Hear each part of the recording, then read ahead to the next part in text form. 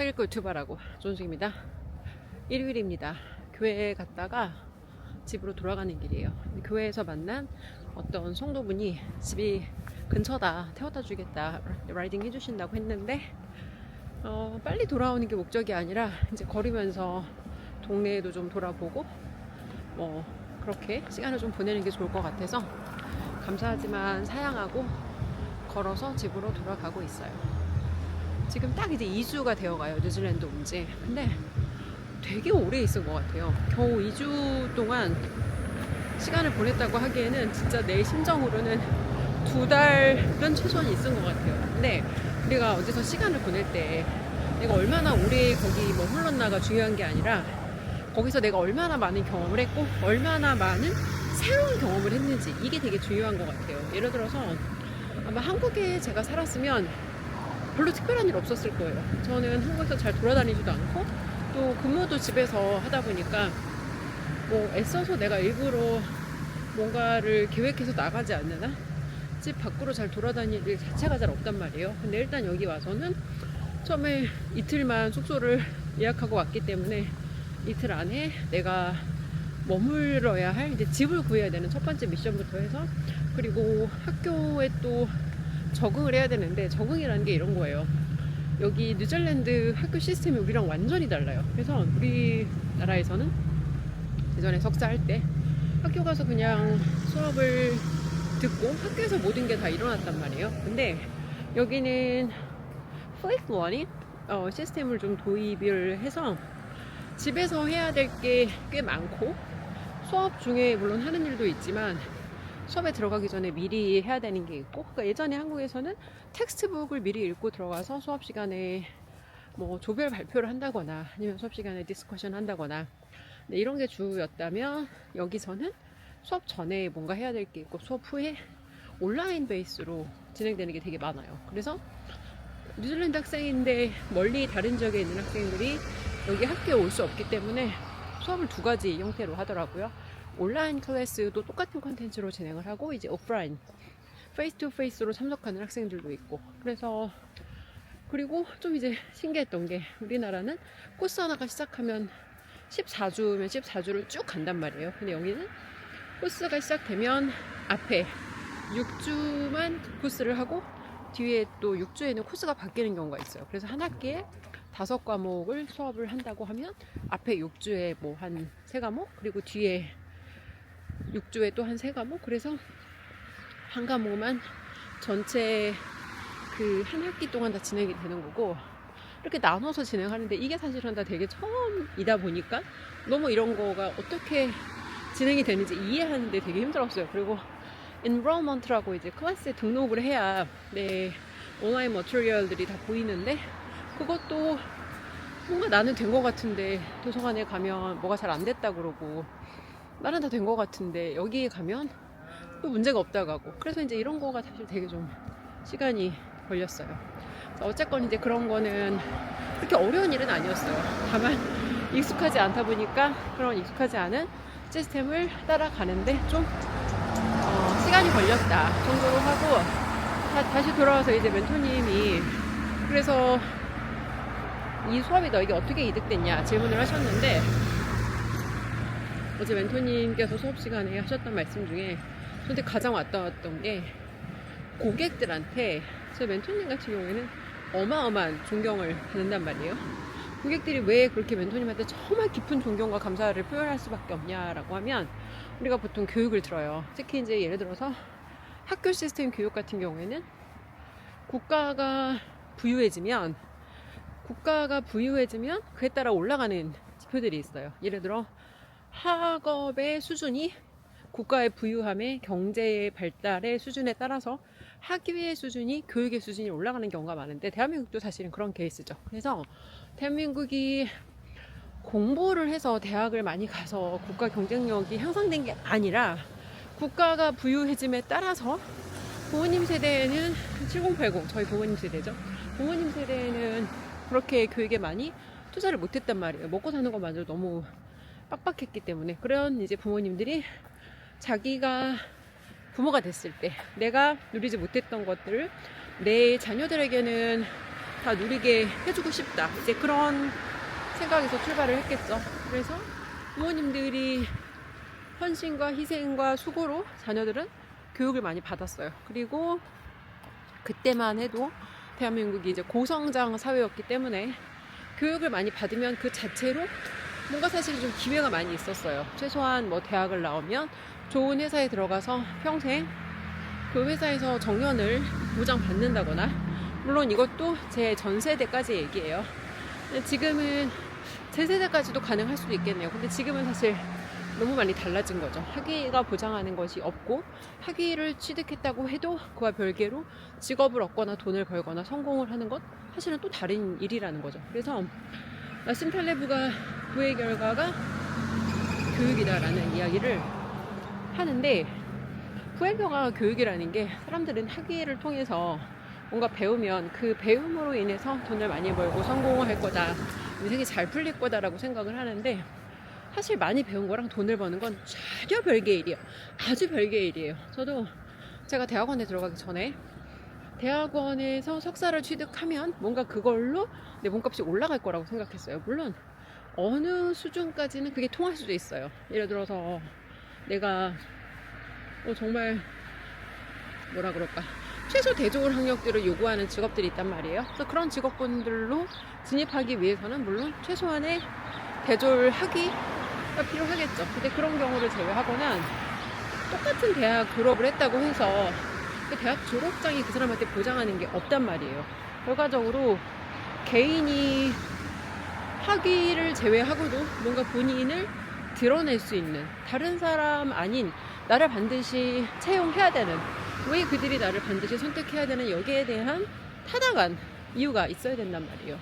그래서 교육의 결과가 부가 아니라 부의 결과가 교육이다 라는 말씀을 저희 멘토님께서 하셨는데, 사실 저는 그거를 제가 석사를 해서 돈을 더 잘 벌 수 있을 거라고 생각을 했는데, 석사를 했던 건 사실 이거예요. 내가 학원이라는 비즈니스를 오픈하기 위해서 필요한, 내가 과연 이런 일을 할 수 있는 자격이 되는 사람인가에 대한 스스로에 대한 최소한의 자격 조건의 도미노의 하나다라고 저는 생각을 해요. 그리고 결과적으로 학원에서 왜 돈을 벌었나 보면, 뭔가 대학원에서 배운 걸로 가르쳐서 돈을 번 게 아니에요. 고객들이 왔을 때 그 사람들의 문제가 뭔지 정확하게 진단을 했고, 내가 그 사람들의 문제를 해결할 수 있는 능력이 있었고, 무엇보다도 고객들이 왔는데 나한테 결제를 안 하고 등록을 안 하고 가면 일단 도와줄 수가 없어. 왜? 내 고객이 아니니까. 고객이 왔는데 이 사람을 내가 도와주기 위해서는 먼저 이 사람을 나의 고객으로 클로징을 해야 된단 말이에요. 근데 이런 것들을 알고 한 건 아니지만 그런 것들을 잘했기 때문에, 그리고 고객들이 한번 나를 선택했을 때 적어도 이 사람들이 그 거래권에 대해서 한번 시작한 거래권이 예를 들어 뭐 최소 2년, 정말 최소 2년, 6년에서 8년 정도까지 계속 고객으로 나와 함께 했기 때문에, 사실은 그거 때문에 돈을 번 거지, 소통 능력인 거죠. 결국 사람하고 소통 능력하고 이 사람의 문제가 무엇이구나 빠르게 진단하고 어떻게 내가 그 문제를 도와줄 수 있을까, 이런 것들 때문에 돈을 번 거지, 내가 석사를 했기 때문에 돈을 번 게 전혀 아니라는 거예요. 그래서 여기 지금 뉴질랜드도 다시 와서 석사를 하고 있어요. 심지어 한 번도 힘든 석사를 지금 2번째 하고 있는데, 그러니까 이번에는 좀 달라요. 무슨 얘기냐, 일단 저한테는 한국에서 13년 동안 비즈니스 경험이 있어요. 10년 동안 학원 운영했던 경험, 그리고 3년 동안 학원 밖으로 나와서 독서 코칭 하기도 했고, 또 세일즈업에 종사하기도 했고, 마케팅을 하기도 했고, 여러 가지 새로운 경험들. 그래서 결과적으로 사람이 진짜 뭔가 인생의 변화라는 게 생긴다는 거는 지식이나 교육으로 그 변화가 안 만들어져요. 그리고 그 사람이 인생에서 한 번도 해보지 못했던 경험을 통해서 뭔가를 배우고 깨달았을 때 그 사람이 진짜 조금씩 그 인생의 변화가 일어나고 달라질 수 있단 말이에요. 그래서 저는 멘토님께서 뭐를 가장 크게 너가 얻었냐라고 질문을 하시면 제 인생에서 한 번도 원래 나라면 할 수 없었던, 정말 한 번도 내가 상상할 수 없었던 그 다양한 경험들, 5년이 조금 안 되는 지금 시간 동안 무려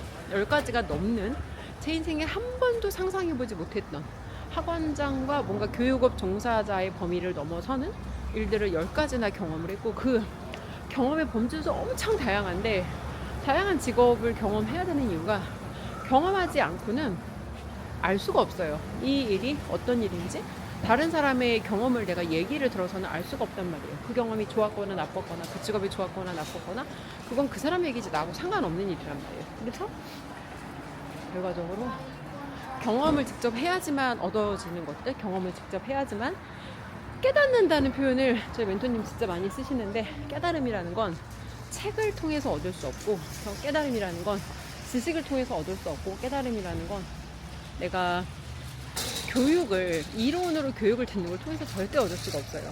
이론이라는 건 다만 경험하기 전에 아니면 혹은 경험을 하고 나서 이것이 어떻구나를 확인할 수 있는 어떤 그런 추가적인 도구일 뿐이지, 내가 이론으로 뭔가를 배웠다고 진짜 안다라고 말할 수 없다는 거예요. 그래서 가장 크게 이득이 됐던 건, 원래 나라면 한 번도 상상할 수 없었던 다양한 일들을 저희 멘토님께서 경험하게 하신 거. 근데 사실 사람이 바뀌는 게 쉽지 않아요. 왜? 막상 교육을 결제할 때는 다들 이렇게 말해요. 변화를 원한다고, 달라지고 싶다고, 변화하고 싶다고 말하는데, 변화라는 건 엄청 불편하거든요. 변화라는 건 평생 자기가 믿어왔던 믿음, 평생 자기가 갖고 있던 신념, 평생 자기가 가지고 있던 습관 같은 것들을 싹 다 깨부시고 제거하고, 그 편안함과 익숙함과 내가 예측 가능한 그 안전지대 밖으로 나가야 된단 말이에요. 그럼 우리 본능적으로 여기서 뭘 느끼냐면, 이거를 하다가 사실은 죽는 일은 없어요. 근데 이 안전지대를 나가는 순간 우리 뇌는 그 익숙한 편안함 밖으로 나가려고 우리가 할 때 우리한테, 야 너 뒤질 수도 있어, 야 너 진짜 위험해, 계속 우리한테 경고를 한단 말이에요. 왜? 뇌는 본능적으로 효율적인 걸 원하고, 뇌는 본능적으로 우리가 그 익숙함 안에 머무는 걸 원해. 왜? 그게 뇌는 우리를 뭐라 그럴까, 지켜내는 게, 효율적으로 뭔가 하도록 하고 우리를 안전하게 지켜내는 게 그 뇌가 해야 되는 일이기 때문에, 뇌의 입장에서는 우리가 예측 불가능한 그 무슨 일이 일어날지 모르는 불확실성, 어떻게 될지 모르는 이 변동성, 가변성 안으로 들어가는 것 자체가 되게 위험한 일이라고 뇌는 생각을 한단 말이에요. 그래서 이제 내가 그런 사인을 계속 주면 우리는 그거를 어떻게 느끼냐면, 그 본능적인 두려움으로 우리는 느끼는 거예요. 그래서 내가 사인을 주면 되게 내가 위험하구나. 근데 실제로 위험한 게 아니라, 옛날에 진짜 되게 원시시대에, 그때는 뭔가 그 뇌가 보내는 사인을 무시하면 죽을 수도 있었어. 근데 지금은 아니란 말이야.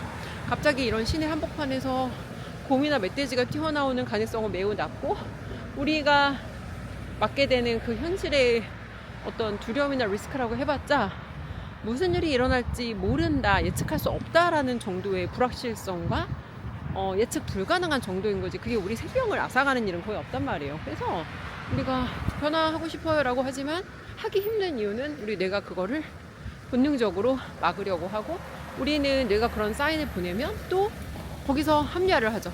그래, 내가 그동안도 그래도 잘 살아왔는데 내가 이걸 안 한다고 굳이 라고 하면서 변화하고 싶다고 했다가 다시 또 합리화를 하면서 원래 자기의 그 안전지대 안으로 돌아가는 이런 비극적인 일이 발생한다. 그래서 가장 이득됐던 건 그거예요. 원래 나라면 절대 할 수 없고 하지 않을 법한 일을 5년 동안 계속 하시게 했고, 그 안에서 새로운 경험을 했기 때문에 경험을 통해서 배운 건 누가 앗아갈 수가 없어요. 경험을 통해서 배운 건, 예를 들어서 내가 책을 통해서 배운 건 잊어버릴 수도 있단 말이야. 근데 경험을 통해서 배운 건 내가 정말 머리를 다치지 않는 이상 그거는 앗아갈 수가 없어요. 그래서 이론이 아니라 현장의 경험을 통해서 정말 많이 배웠고, 생각해보면 사람들은 돈을 가장 아낀단 말이에요. 이런 거예요. 말로는 시간이 제일 중요하다고 하는데, 현실에서 선택하는 걸 보면 늘 돈을 따라, 돈이 제일 소중하고 돈을 제일 우선순위에 놓고 결정을 하고, 그렇기 때문에 인생에 아무런 이득이 안 보이는 일에 투자를 못 하는 거죠. 예를 들어 교육에 투자하는 거, 당연히 이득이 안 보여요. 당연히 이득이 안 보이는데 인생이 비선형이기 때문에 지금은 내가 이 돈을 쓰는 게 어떻게 나한테 이득이 될지 보이지 않아요. 당연해요. 근데 그런 것들이 켜켜이 쌓이고 시간 속에서 우리가 볼 수 없는, 예측할 수 없는 상관관계 안에서 그런 것들이 어느 순간에 생각하지도 못한 기회와 사람과 운으로 연결이 된단 말이에요. 근데 대부분의 사람들은 마치 인생을 자판기 같은 거라고 생각해요. 그래서 내가 동전 하나를 넣었으면 하나를 돌려받아야 되고, 초콜릿 하나를 내가 값을 넣었으면 초콜릿 하나를 내가 얻어야 되는 것처럼, 마치 인생이 자판기처럼 동전을 넣으면 뚝딱 나온다고 생각하는데 절대 그렇지 않은 거예요. 세스 고딘이 The Deep이라는 책에서 그런 얘기를 했어요. 사람들이 대부분 뭔가 결과를 얻지 못하고 1, 2년 안에 뭔가 시작하려고 했다가 1, 2년 안에 포기를 하는데, 그 구간을 The Deep이라고 해요. 우리가 뭔가 탁월한 결과를 얻기 위해서는 우리가 뭘 예상하든 그거보다 훨씬 더 많은 시간이 실제적으로 필요하고, 그 최소한의 기간이 언제인가 보면 최소한 5년 이상이라는 거예요. 5년에서 7년 정도는 돼야 우리가 탁월함이라는 수준을 얻는 건데, 1, 2년 정도는 그냥 경험을 약간 해본 거지, 1, 2년 내가 뭔가 경험을 했다고 그 1, 2년의 경험으로 뭔가 어마어마한 성공을 얻을 수 없다는 거예요. 근데 사람들은 1, 2년의 기간 안에, 내가 예를 들어 유튜브를 시작했어도 1, 2년 안에 쇼부를 보려고 그러고, 내가 뭔가 새로운 일을, 비즈니스를 시작했어도 1년 안에 쇼부를 보려고 하는데, 1, 2년 안에는 결과는 절대 안 나온다는 거. 그리고 최소 3년, 5년이면 먹고는 살아. 그리고 이제 5년에서 7년 정도가 돼야 그나마 조금 약간의 탁월함을 기대할 수 있다. 근데 대부분의 사람들은 1, 2년 정도를 약간 경험해보고 다 떠난다는 거예요. 저희 멘토님과의 수업도 지금 제가 5년째 함께하고 있는데, 4년, 5년, 2년차부터 2년차, 4년차, 5년차를 보내는 사람들은 그 사람들 인생에 한 번도 경험하지 못한 정말 놀라운 드라마틱한, 심지어 충격적인 경험들을 다 하고 있거든요. 근데 대부분의 사람들은 아주 빠른 시간 안에 자기가 인생에 한 번도 못 벌어본 돈을 단지 내가 이 교육에 투자했다는 이유로 뽑을 수 있다거나 뽑을 수 있어야 한다라고 믿고 기대하기 때문에, 그래서 사실은 안 바뀌고, 그래서 사실은 힘들어지는 거다. 그렇습니다. 그래서 무언가 우리가 결과를 원할 때, 무언가 우리가 성과를 원할 때, 무언가 우리가 어떤 새로운 분야에서 성취를 원할 때, 뭘 예상하든 우리가 생각하는 것보다 그 이상의 시간을 필요로 하고, 그 기간을 견뎌내는, 그러니까 처음 시작할 때 누구나 열정이 있어요. 그죠? 근데 그걸 지속하는 끈기가 있어야 되는데, 대부분 사람들이 이 끈기에서 탈락한다는 거. 그리고 예를 들어 끈기에서 끈기를 발휘할 수 있어요. 저는 끈기는 있어요. 근데 뭐가 부족하냐면 인내심이 부족해요. 그래서 인내심이 부족하다는 건 결과가 안 나오면 그 중간에 느껴지는 감정의 그 어떤 오르락 내리락이 있단 말이에요. 뭔가 이제 잘 될 것 같을 때는 감정이 좀 좋았다가, 잘 안 될 것 같을 때는 감정이 또 이렇게 다운됐다가. 근데 이거를 뭐라고 할까, 그 흔들리지 않게 유지하는 게, 이걸 잘 매니지할 수 있는 게 사실은 인내인데, 이게 왜 중요하냐면 내가 끈기를 가지고 지속할 수 있어요. 근데 내가 인내심이 없다는 건 그 기간 동안 굉장히 많이 내가 감정적으로 유동쳐야 한다는 거고, 근데 또 한 가지 중요한 건 내가 인내심은 있어. 근데 만약에 잘못된 거에 대해서 인내를 하잖아요.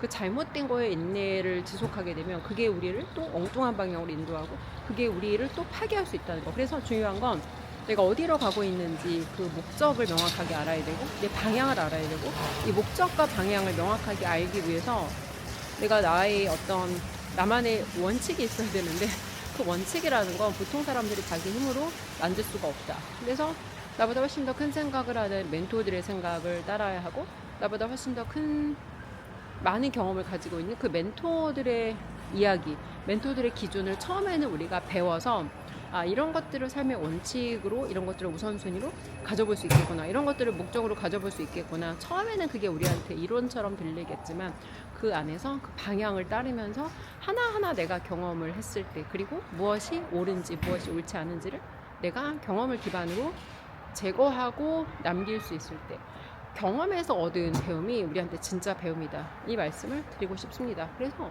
뭘 많이 너가 진짜 얻었냐라고 질문을 다시 하신다면, 원래 나라면 한 번도 할 수 없었던 경험, 그리고 원래 나라면 한 번도 할 수 없었던 그 사람들과의 만남, 그 다양성 안에서 많이 배웠고, 그리고 경험을 통해서 정말 많이 깨달아가고 있다. 심지어 지금 한국이 아닌 뉴질랜드에 와서까지 사람을 만나고 새로운 사람에게 신뢰를 얻고 새로운 기회를 만드는데 항상 멘토님께서 말씀하셨던 콜드콜, 유튜브, 그리고 사람과 깊게 소통할 수 있는 기술이라면 어떤 곳에 떨어져도 두려움 없이 생존할 수 있겠다. 이게 제가 뉴질랜드에 와서 다시 깨닫고 다시 확인한 그동안의 어떤 배움에 대한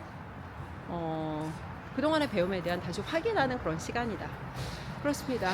그래서 세상에 내가 되게 뭔가 큰 일을 하고 중요한 일을 하고 많은 일을 할 수 있을 것 같은데 생각보다 내가 뭔가를 크게 바꿀 수 있는 일이 많지 않고 세상을 바꾸는 가장 빠르고 확실한 방법은 먼저 나 자신을 바꾸는 거다. 저희 멘토님이 늘 말씀하시는데 To change, you gotta change.